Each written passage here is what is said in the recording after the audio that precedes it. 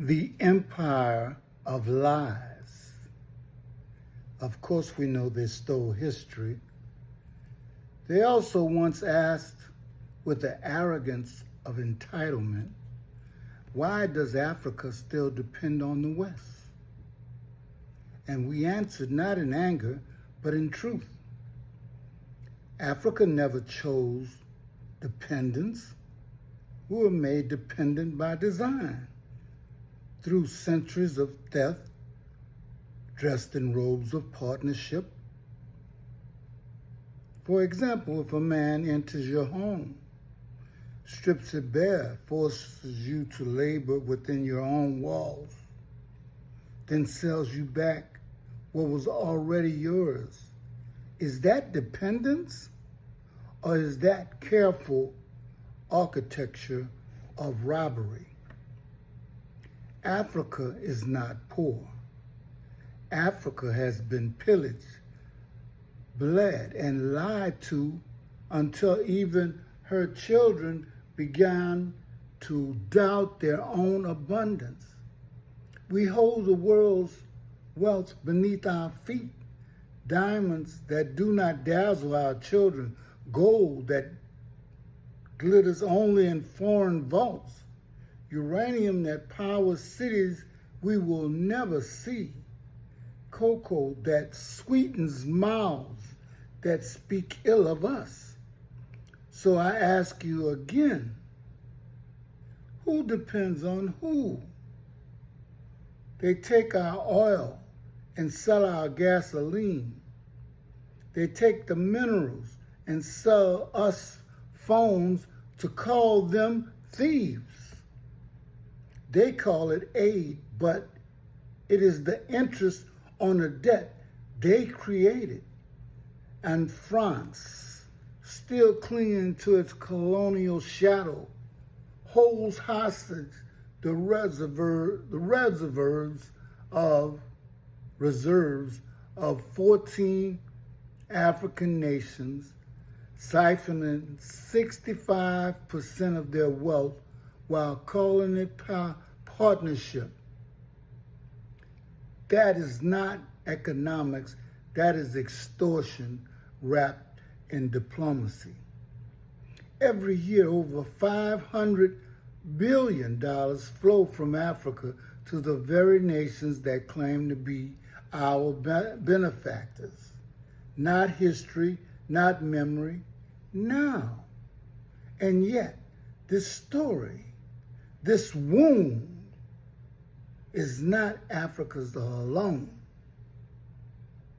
Because you see, this may shock and wound, but only if you are a buffoon.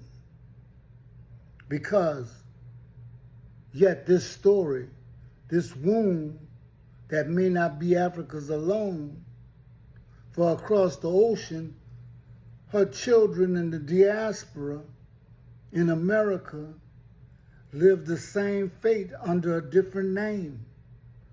For more than 200 years, they labored without pay, building palaces of freedom they could not enter, planting wealth in fields they could not own.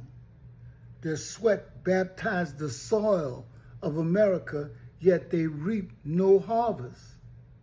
Their genius built the nation, yet their names were erased from its walls and rolls. Different chains, same purpose.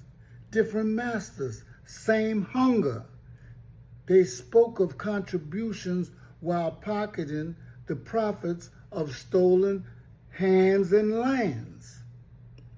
They praised our strength while plotting our subjugation. And when the world applauded their democracy, they buried our humanity beneath marble floors.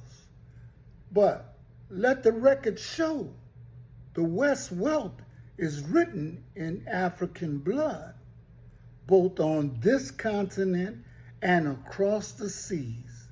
Its factories were powered by our labor, its currency backed by our gold, its technologies born from our minerals, its empire sustained by our silence of listening to the lies that we don't deny. But that silence ends today. We do not seek charity. We do not demand justice. We do not need partners who steal with one hand and shake with the other. The West does not feed Africa. Africa feeds the West. And the day has come when Mother Africa, mother of civilization, will reclaim her children, her voice, and her throne.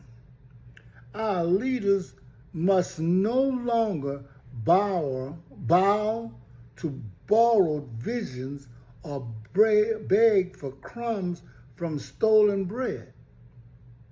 The sweat of our brow, the brilliance of our people, the riches of our soul, these are our inheritances, and we no longer sell them for the illusion of friendship. The reckoning is here, not of vengeance, but of balance, not of war, but of awakening.